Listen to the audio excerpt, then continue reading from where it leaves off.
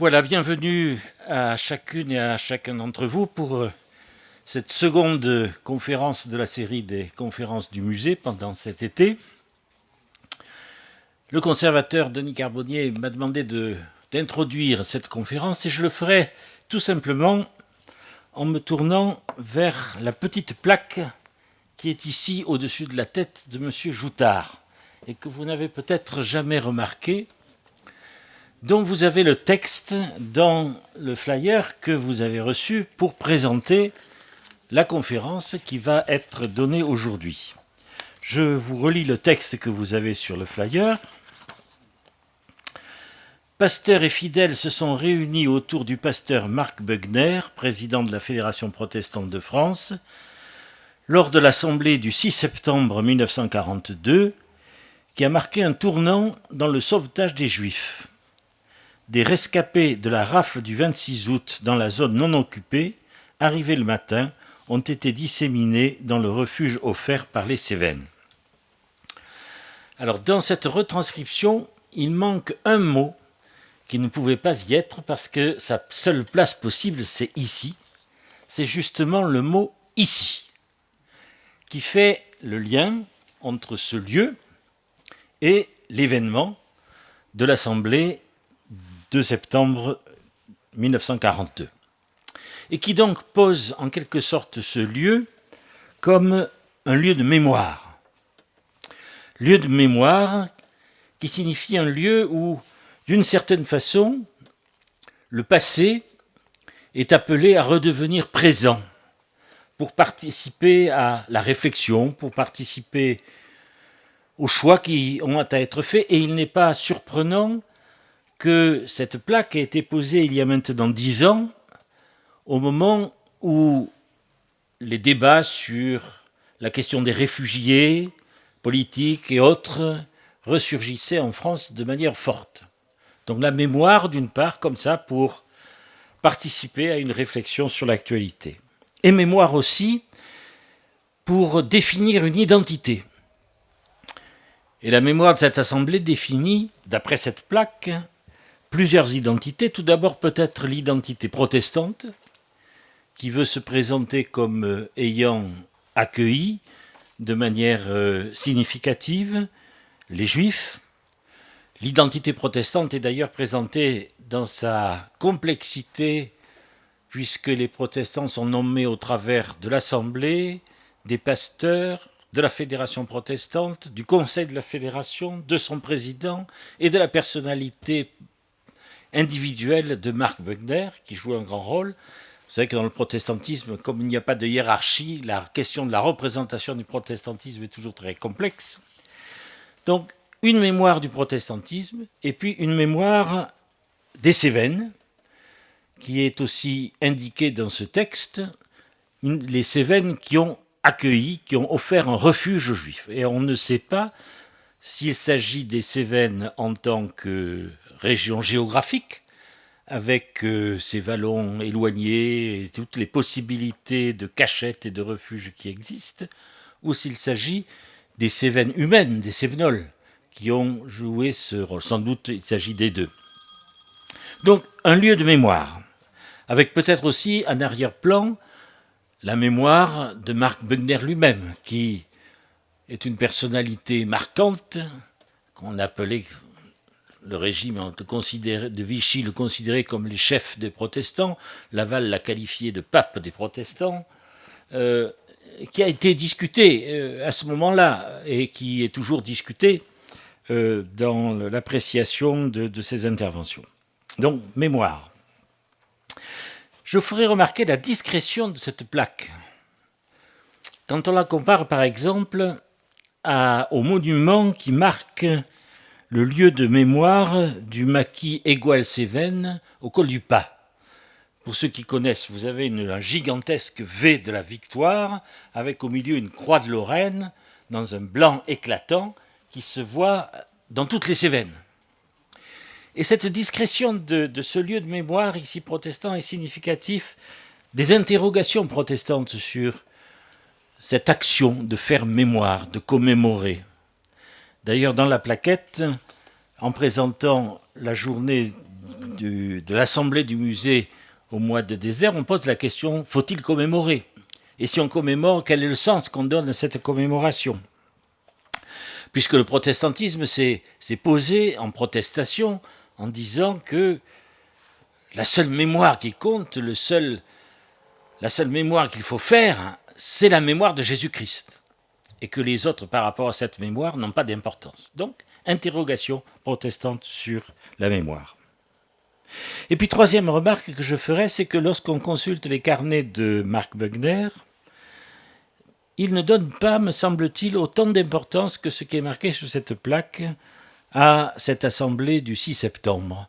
Mais il donne beaucoup plus d'importance à ses interventions auprès des autorités de Vichy, au soutien qu'il apporte à ceux qu'il visitait les camps de prisonniers, de juifs rassemblés, en particulier au camp d'Émile, près de côté d'Aix-en-Provence, et que cette assemblée du 6 septembre, au fond, lui apparaît plus comme une espèce de confirmation et que le peuple protestant soutient en quelque sorte l'action qu'il a menée jusque-là. Voilà pour situer un peu cet événement et cette conférence qui est donc un peu particulière, me semble-t-il, puisqu'elle participe d'une certaine façon au faire-mémoire. Et cette conférence nous est présentée par le professeur Joutard, que je ne vais pas présenter parce qu'il est bien connu et beaucoup d'entre vous le feraient sans doute mieux que moi. Je le ferai juste en citant la préface qu'écrivait le pasteur Lucien Schneider dans un des premiers ouvrages que Philippe Joutard a sans doute publié, qui s'appelait « Une foi enracinée, la pervenche », où il avait collationné des textes qui étaient restés dans les fermes, dans les maisons, textes spirituels. Il y avait en particulier beaucoup de témoignages sur la résistance ardéchoise, violente et non violente, pendant la période du désert. Et les choses sont très liées, puisqu'il avait co-signé ce livre avec le pasteur Henri Manin, qui était l'aumônier du camp d'Émile, et qu'il a rencontré à cette occasion, qui donc était engagé et qui a en particulier essayé de sauver le plus d'enfants juifs possible lors des déportations de ceux qui étaient prisonniers au camp d'Émile, qui étaient en général des Allemands, soit opposants politiques, soit juifs, qui ont été déportés les 11, 13 et 23 août 1942, juste avant donc l'Assemblée. Et il écrit ceci, avec un peu une certaine surprise. « Je venais de faire la connaissance de Philippe Joutard, agrégé d'histoire, catholique pratiquant et engagé, qui, devant un auditoire écuménique groupé dans la salle des fêtes de Saint-Sauveur, avait évoqué de façon à la fois si vivante et si précise ces résistants non violents que furent souvent les protestants ardéchois. Face aux fameuses guerres de religion trop souvent rappelées, il avait voulu approcher la piété cachée de ceux qui, sans temple et souvent sans pasteur, avaient su garder et transmettre une foi vivante, solidement fondée sur la parole de Dieu. J'appris plus tard que cet historien catholique avait une grand-mère huguenote, fait qui n'est peut-être pas étranger à la passion qu'il manifeste pour l'histoire des protestants et très spécialement de la piété protestante. Alors voilà, Philippe Joutard, j'ai fait cette citation parce que je crois qu'elle montre combien vous êtes qualifié par cette double identité par rapport à ces événements, cette profession d'historien qui sait garder une distance, qui, en principe, ne fait pas partie du sérail, bien qu'aujourd'hui, on pourrait peut-être dire que vous êtes protestant d'honneur, je ne sais pas. Je n'ai pas de qualité pour décerner ces titres-là. Et puis, cet intérêt, cette passion pour ces événements que vous avez suivis, que vous avez voulu découvrir et remettre en mémoire. Alors, voilà, j'ai suffisamment, je crois, embrouillé le sujet pour que maintenant Philippe Joutard puisse éclairer ce temps de commémoration. Cher pasteur Manuel, je suis très touché de ce que vous venez de dire et je dois dire, je n'hésite pas à le dire ému par l'évocation du premier livre que j'ai fait avec le pasteur Manin, La Pervenche, parce que précisément, hein, le pasteur Manin fait partie de ces icônes, je n'emploie pas évidemment le mot saint, hein, de ces icônes qui ont beaucoup compté pour moi et qui ont d'autant plus compté que c'est grâce à lui que j'ai été conduit à me lancer dans la tradition orale des Camisards et de pouvoir interroger votre père, votre beau-père, ici à Saint-Jean-du-Gard. Et il m'avait dit un jour, bon, votre sujet sur l'histoire des Camisards, c'est bien, du papier, mais est-ce que vous avez interrogé les Cévenols? J'avais été un peu interloqué. On s'était vu dans un séminaire du doyen Guyon en 1966. Bon, tradition orale, vous le savez aussi bien que moi, cher ami, les historiens, finalement, ne croient pas trop à la tradition orale. Hein. Et soyons clairs, même l'histoire, c'est d'une certaine façon constituée contre la tradition orale. Par conséquent, utiliser la tradition orale, c'était quand même quelque chose qui un peu me choquait. Mais comme j'avais une très grande confiance dans le pasteur Manin, et que d'autre part ça m'amusait assez, un jour, j'ai été à Saint-Jean-du-Gard et j'ai commencé ces enquêtes, en particulier celles concernant votre famille. Avec d'ailleurs d'entrée de jeu, Daniel Travier, qui est ici présent, le sait bien, hein, j'avais eu une entrée à Saint-Jean-du-Gard, mais pas toutes les entrées. Et par conséquent, et il m'a fait remarquer gentiment, et il a eu raison, finalement, même dans mes enquêtes orales, je n'ai pas été, entre guillemets, exhaustif. Néanmoins, j'ai quand même pu, en quelque sorte, voir un certain nombre de gens, et c'est à partir de là que, grâce au pasteur Manin, j'ai donc vu tout ce que pouvait apporter au point du document historique la tradition orale. Alors, je voudrais maintenant, après vous remercier d'avoir évoqué la pervenche. Je crois que ça ne pouvait pas me tomber, d'avoir évoqué la pervenche, car il ne faut pas oublier, hein, peut-être que je ne suis pas assez clair, hein, mais d'ailleurs vous l'avez dit, le pasteur Manin est non seulement un grand pasteur, mais c'est aussi le pasteur, vous l'avez dit, fondamental, hein, au camp des Milles, qui a écrit un document décisif au fond de l'abîme, hein, qui décrit ces drames, hein, qu'il a connus au camp des Milles, où, comme vous l'avez dit, il a cherché à sauver toute une série de gens. Hein. Et donc, c'est évidemment ce pasteur Manin qui était l'aumônier du camp des Milles et qui, en même temps, avec qui j'ai fait la pervenche. Mais on revient à votre petite plaque, si modeste. Et ça fait partie de la modestie protestante. Alors, j'ai envie d'y ajouter une petite chose quand même pour ne pas avoir l'air de trop... Modestie un peu orgueilleuse quand même. Modestie orgueilleuse, cette petite plaque, donc très, très modeste, hein, et qui évidemment fait contraste avec le phénomène en quelque sorte très, j'allais dire, gallo-catholique, hein, dont très curieusement d'ailleurs les résistants ont fait objet. Et alors donc cette petite plaque, je me rappelle très très bien, hein, nous l'avons inaugurée il y a 10 ans, hein, dans une grande assemblée, un peu analogue à celle d'aujourd'hui, où il y avait le grand rabbin Corsia, qui n'était pas à ce moment-là le grand rabbin du consistoire, hein, mais qui avait déjà une certaine place. Il y avait, entre autres, notre ami Cabanel, et puis il y avait aussi, me semble-t-il, enfin, on était, je crois bien qu'il y avait le représentant de la Fondation de la mémoire pour la Shoah, et nous avons pu donc, à partir de là, rappeler, il y a 10 ans, déjà, ce fameux, je maintiens cette fameuse Assemblée du désert du 6 septembre 42.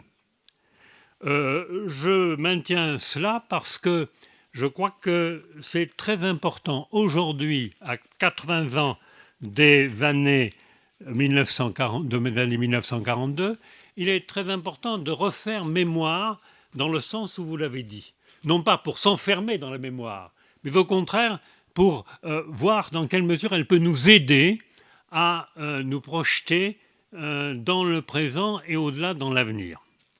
Alors, donc, je voudrais revenir à cette journée de septembre 1942 pour une raison extrêmement simple et un peu d'actualité. Il y a quelques semaines, à l'occasion du triste anniversaire de la rafle du Veldiv, à juste titre, le président de la République a fait allusion au cardinal Saliège.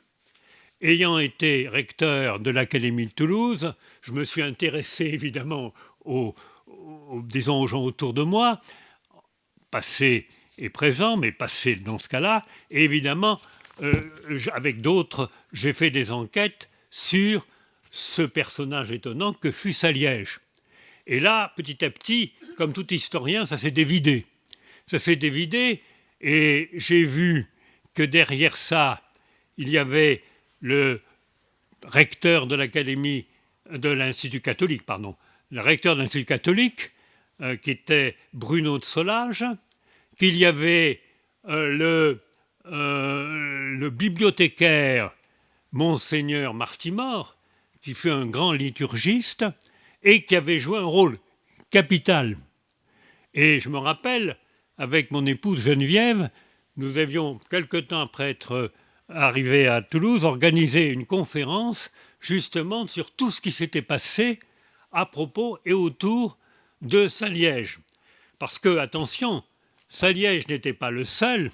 Pas très loin de là, dans le département voisin, à Montauban, il y avait eu Monseigneur Théas, qui avait aussi fait une lettre pastorale extrêmement vigoureuse et du même ordre.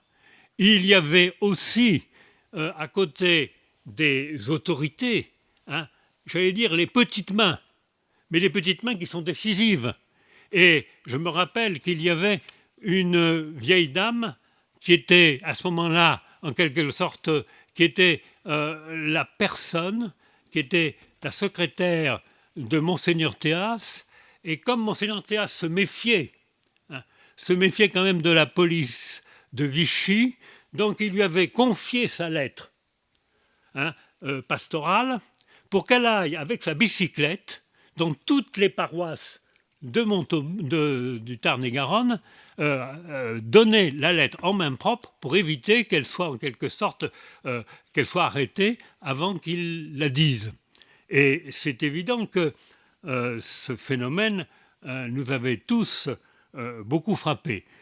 Nous avions la chance de voir cette mademoiselle Gineste, qui évidemment avait à ce moment-là un certain âge, et qui nous avait raconté elle-même cette histoire de son périple à vélo à travers toutes les petites routes du Tarn et Garonne.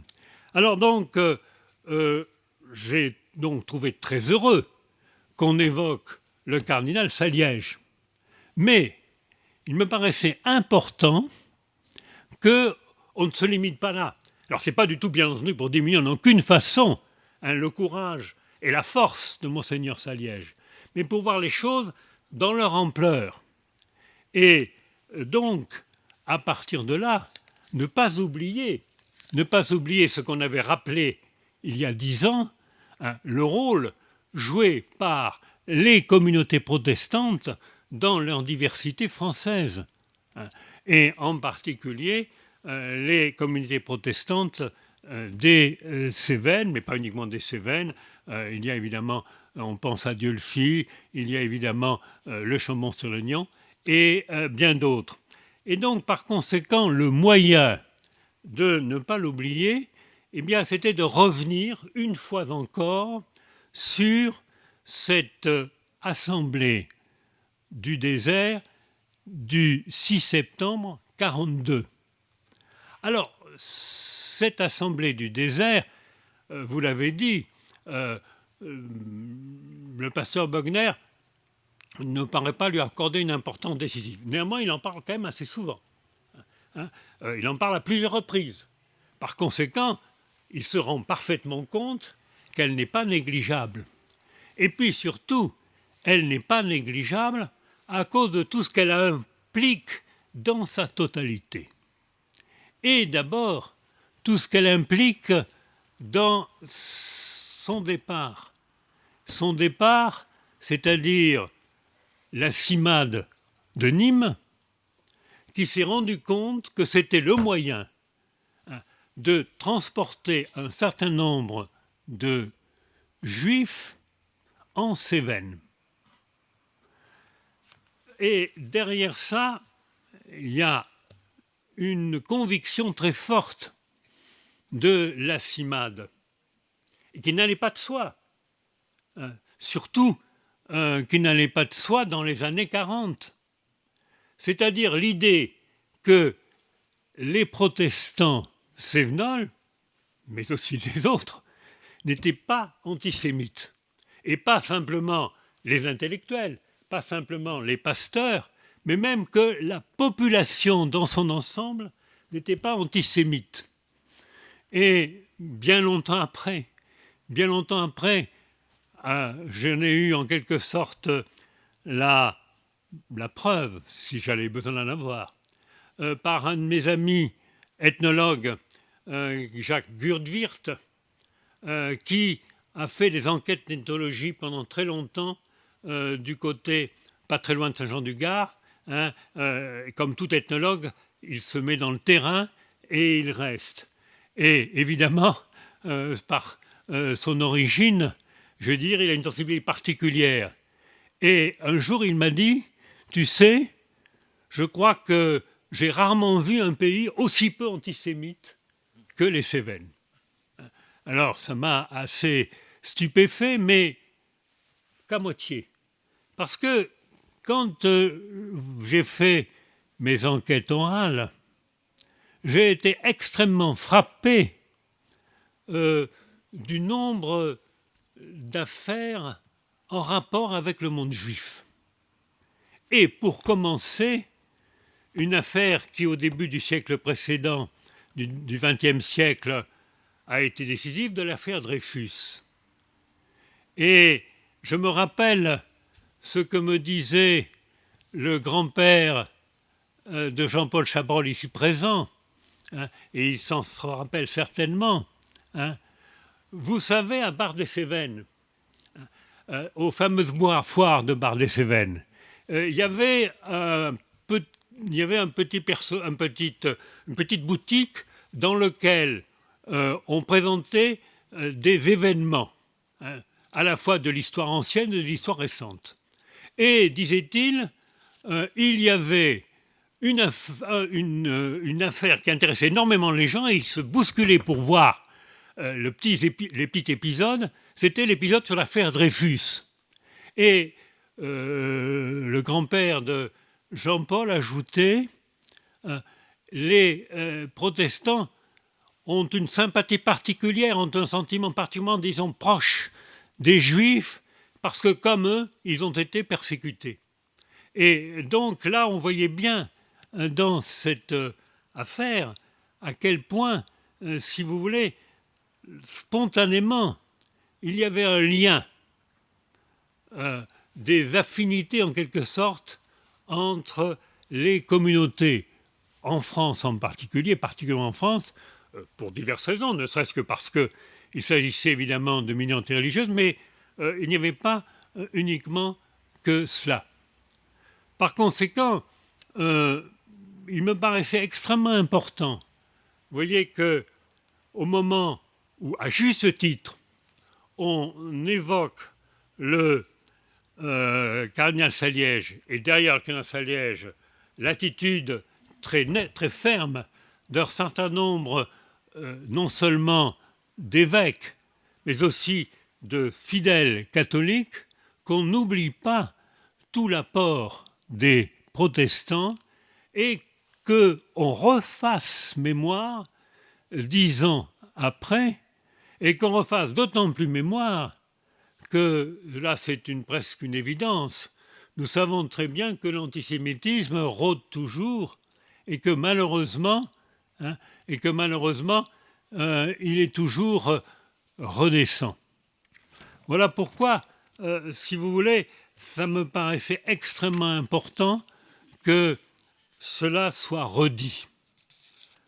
Et ça me paraît d'autant plus important que cela redit, vous y avez fait allusion, parce que en faisant cette conférence, je ne peux pas ne pas évoquer la mémoire de ma grand-mère huguenote, née Gossorgue, de Cardet, qui, et je le dis à Denis Carbonnier, qui soigneusement, et ça je me rappelle quand j'avais 16, 17 ou 18 ans, eh bien, conservait des coupures du Midi libre sur le compte-rendu des assemblées du désert. Alors, je ne sais pas s'il en a assisté.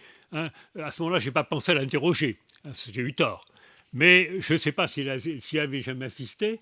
Mais vous voyez, cette femme qui me paraissait déjà une très vieille femme, vous voyez, découpant soigneusement tous les ans dans le Midi libre le compte-rendu du musée du désert, c'est des choses qui, évidemment, me frappaient énormément. Et je dois dire que la connaissance que j'ai eue du musée du désert, eh bien, c'est d'abord à partir, si vous voulez, de ce petit phénomène personnel, ce petit phénomène familial.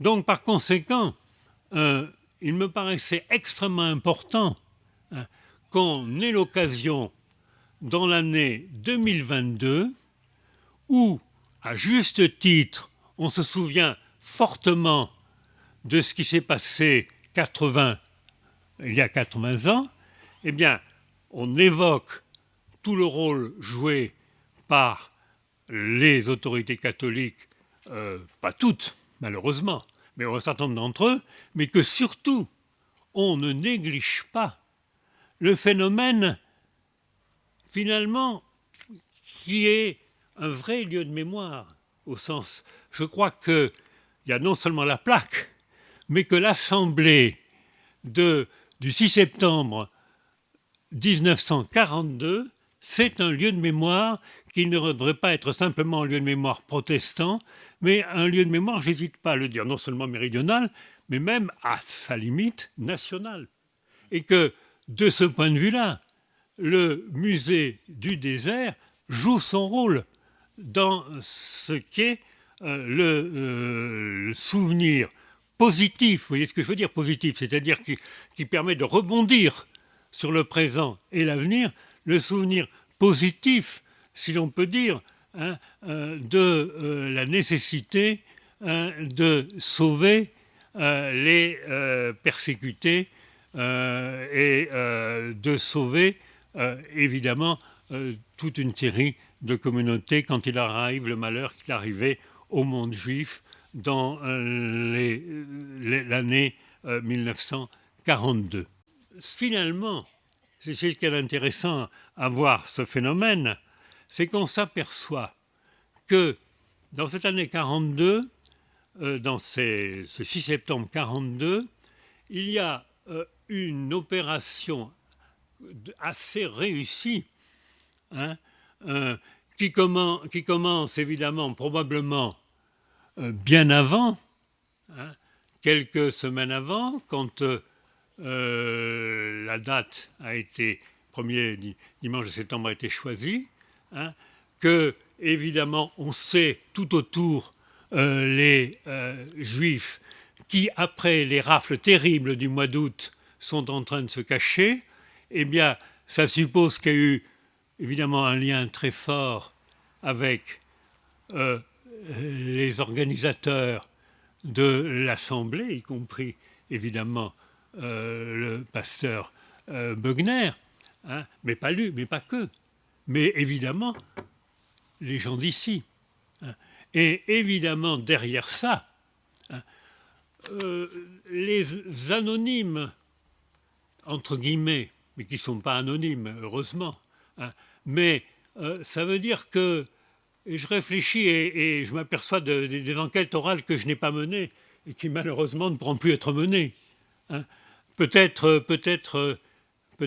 des jeunes étudiants interrogeant leurs grands-parents ou leurs arrière-grands-parents qui avaient à ce moment-là, qui étaient tout petits, peut-être pourront arriver à le voir.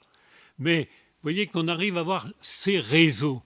Car ce qu'il y a d'extrêmement frappant dans cette affaire, c'est que pour, en quelque sorte, combien de juifs ont été transportés dans les cars, on ne le saura jamais maintenant.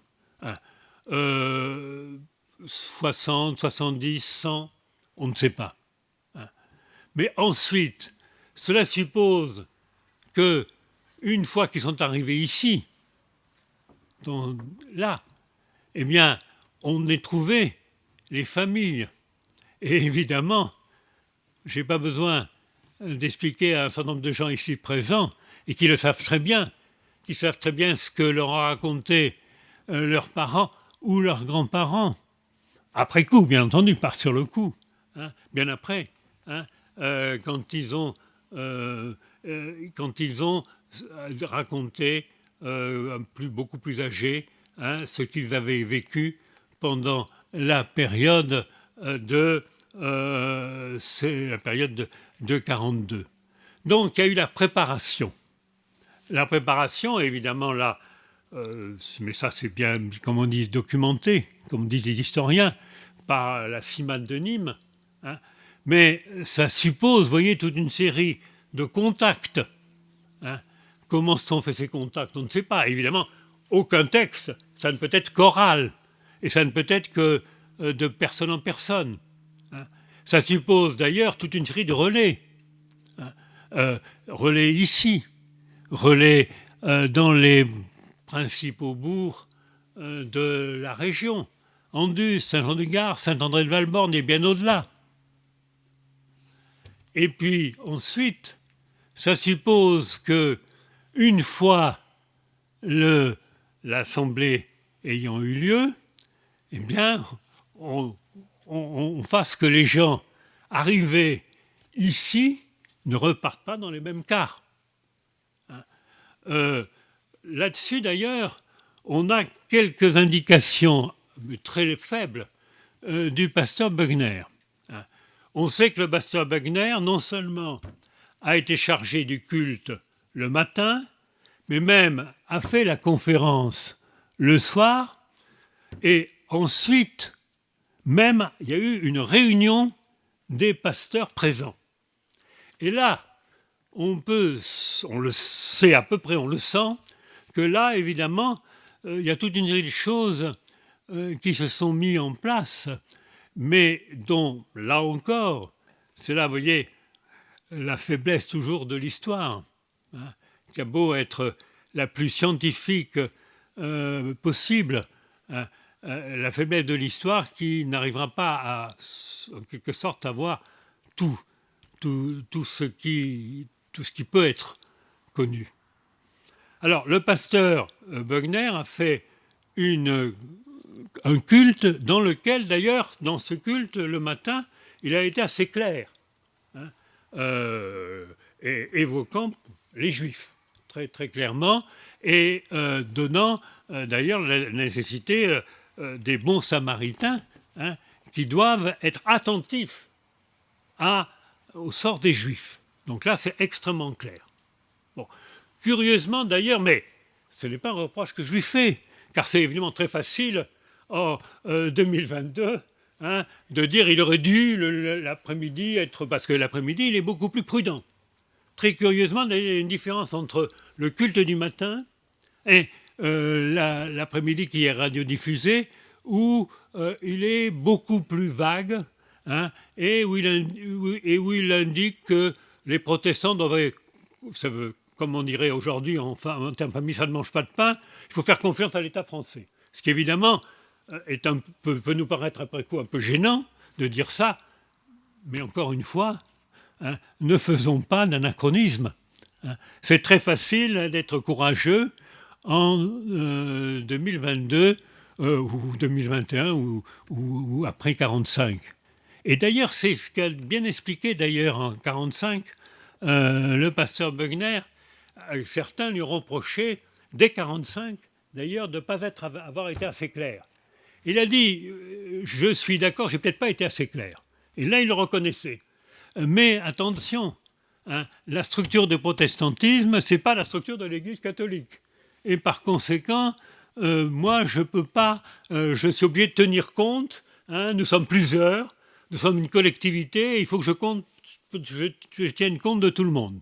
Et donc, c'est uniquement en tenant compte de tout le monde, hein, que je peux arriver à prendre une position. Mais, donc voilà, c'est donc par conséquent qu'il se rendait bien compte qu'il a pu être critiqué. Personnellement, je serais beaucoup plus nuancé. Je serais beaucoup plus nuancé parce que il a fait avec. Hein. Il a fait avec, et encore une fois, dans une situation qui était loin d'être simple.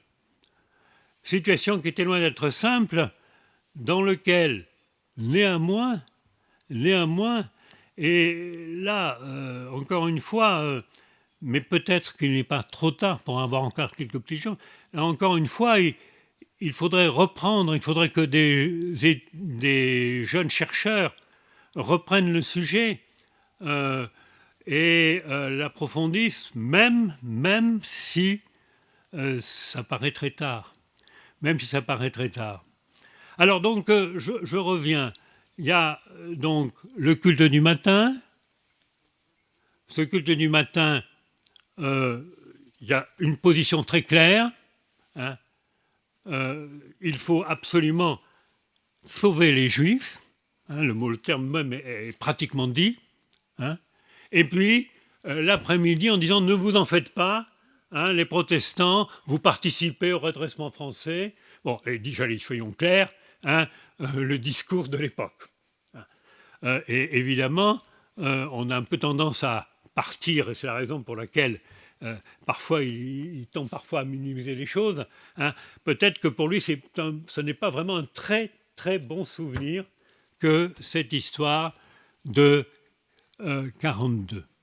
Mais je pense que derrière ça, il y a en quelque sorte cette sorte de réseau informel qui s'est constitué à partir de là et dont, alors, par contre, j'ai pu, moi, faisant mes enquêtes de 1966 à 1973, par contre, j'ai trouvé beaucoup de traces. J'évoquais tout à l'heure la remarque que m'avait fait le grand-père de Jean-Paul Chabrol, hein, sur l'affaire Dreyfus.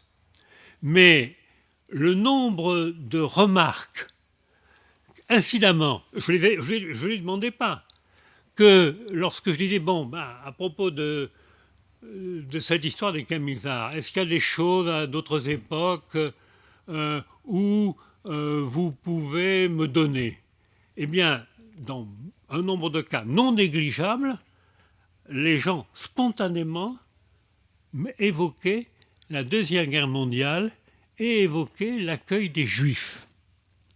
Et c'est de façon extrêmement précise la raison pour laquelle, lorsqu'en 82, j'avais à ce moment-là l'honneur de présider le club Sévenol, nous réfléchissions à ce que l'on pouvait faire en 1984, c'est-à-dire, vous voyez, 40 ans après la libération de la France, hein, je me suis dit, ayant eu tant de témoignages sur l'accueil des Juifs en Cévennes, qu'il fallait consacrer un colloque sur le sujet qui s'est tenu en 1984 à Valrogge, où il y a eu d'ailleurs une grande table ronde des pasteurs, de vos prédécesseurs.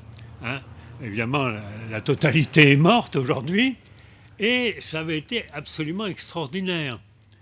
Et il n'y avait pas évidemment, et malheureusement il était mort depuis, il n'y avait pas le pasteur Manin, mais par contre, il y avait quelqu'un que vous avez dû connaître, le pasteur Donadille, qui était à la retraite à ce moment-là à Aix-en-Provence, et qui a une paroisse non loin d'ici, et qui avait eu le préfet de Lozère. Le préfet de Lozère s'était déplacé spécialement pour, pendant la guerre, aller voir le pasteur Donadille pour en quelque sorte, pas pasteur de la collaboration, pour un peu flairer les choses.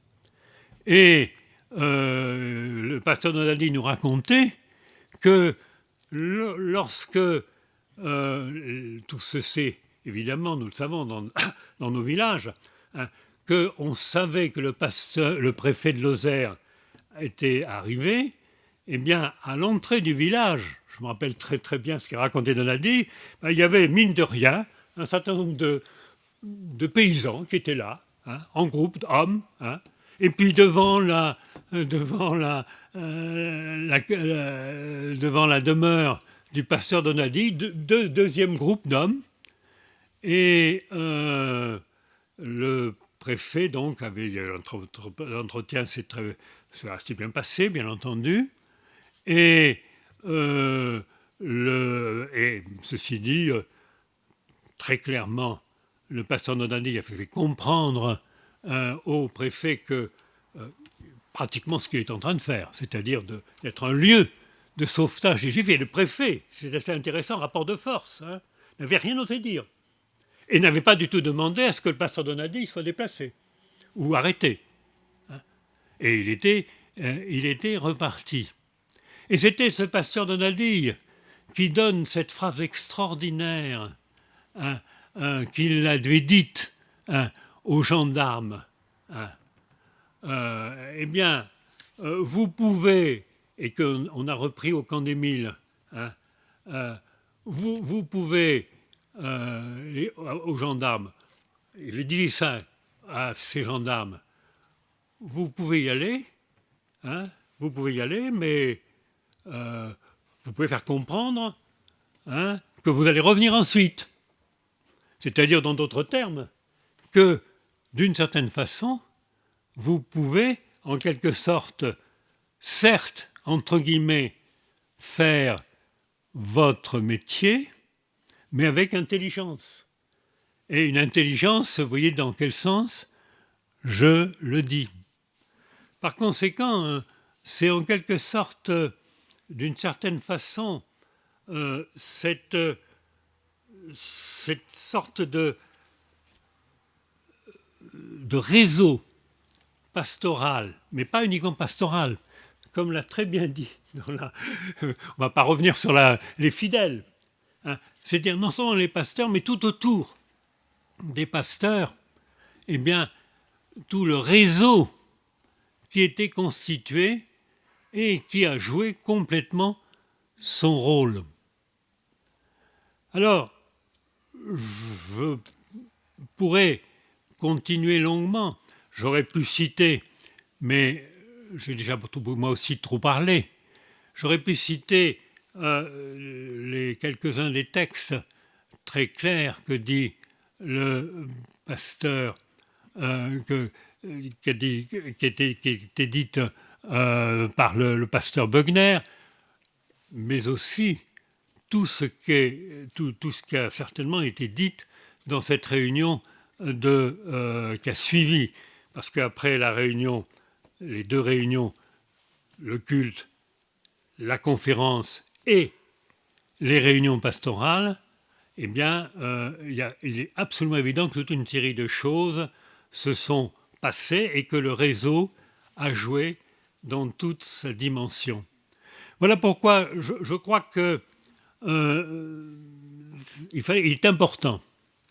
Il est important que 10 ans après la réunion que nous avons organisée sur cette Assemblée des airs, on fasse encore mémoire de cette Assemblée de 42, non pas encore une fois pour dire « Oh, comme on est bien », mais pour être toujours attentif. Et pour savoir que malheureusement, et c'est, je dis donc, un grand mystère, cette sorte de permanence, de renaissance de l'antisémitisme, quoi qu'on en dise. Et attention, qui n'est pas uniquement lié à tel ou tel phénomène politique, mais qui revient constamment. Et donc, la nécessité de faire mémoire. Mais attention, non pas faire mémoire pour s'enfermer dans la mémoire, mais pour la dépasser. Ou plus exactement, j'ai envie de dire, la nourrir aussi d'histoire. C'est-à-dire voir non seulement ce qui a été souvenu, mais tout l'environnement, tout le contexte, et pouvoir en quelque sorte lier, et c'est le sens un peu de ce que j'ai cherché à faire, lier la mémoire et l'histoire, en sachant très bien que les deux sont, dans un premier temps, en conflit, mais qu'il faut qu'elles fassent alliance. Et que c'est grâce à ce type d'alliance qu'on peut éviter le pire, que le pire n'est pas toujours sûr, mais que par contre, le pire est toujours possible. Merci.